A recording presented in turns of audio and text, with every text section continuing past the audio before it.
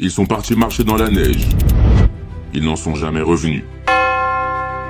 Messieurs, dames, asseyez-vous. Aujourd'hui, on ne va pas parler d'un simple accident de randonnée. On va parler d'un mystère soviétique, d'un camp éventré, de cadavres mutilés et d'un silence si profond qu'il en devient suspect. Nous sommes en 1959, en Union soviétique.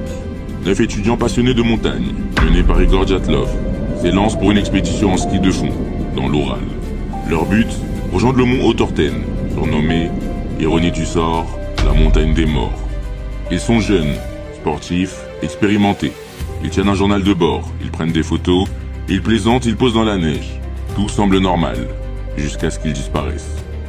Les secours sont envoyés 3 semaines plus tard.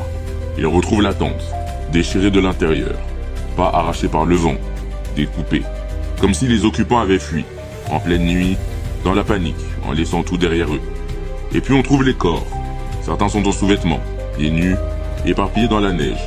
Certains ont les os brisés, comme s'ils avaient été percutés, sans trace externe de blessure. Une jeune femme a la langue arrachée, un autre a le crâne fracturé, un autre a les yeux manquants. Mais pas de traces de lutte, pas d'animaux, pas de sang. Juste le froid et l'absurde.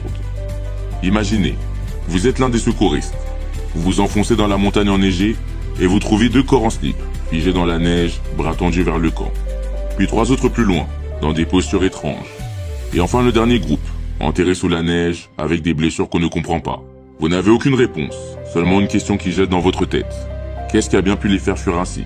Les autorités soviétiques concluent à une force naturelle irrésistible. Ce qui entre nous ne veut strictement rien dire. Mais ça sonne sérieux. Alors les théories pleuvent. Avalanche, incompatible avec les traces. Expérience militaire, un essai militaire raté. Rencontre avec une tribu locale. Aucun indice. Phénomène sonore, infrason, panique collective. Pourquoi pas? Rencontre surnaturelle. À ce stade, rien n'est exclu. Et l'enquête, classée confidentielle, scellée pendant des décennies. Ce n'est qu'en 2019 que la Russie rouvre le dossier. Nouvelle version officielle, une mini-avalanche surprise. Mais les experts indépendants, eux, continuent de douter. Parce que rien n'explique les blessures, rien n'explique la langue manquante, rien n'explique pourquoi 9 alpinistes aguerris auraient fui comme des enfants.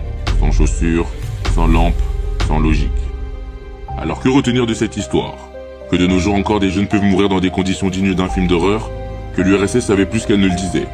Ou moins qu'elle ne le prétendait? Ou simplement que dans certains cas, le froid n'est pas ce qui glace le plus? Moi, je n'en sais rien. Après tout, je ne fais que raconter l'histoire.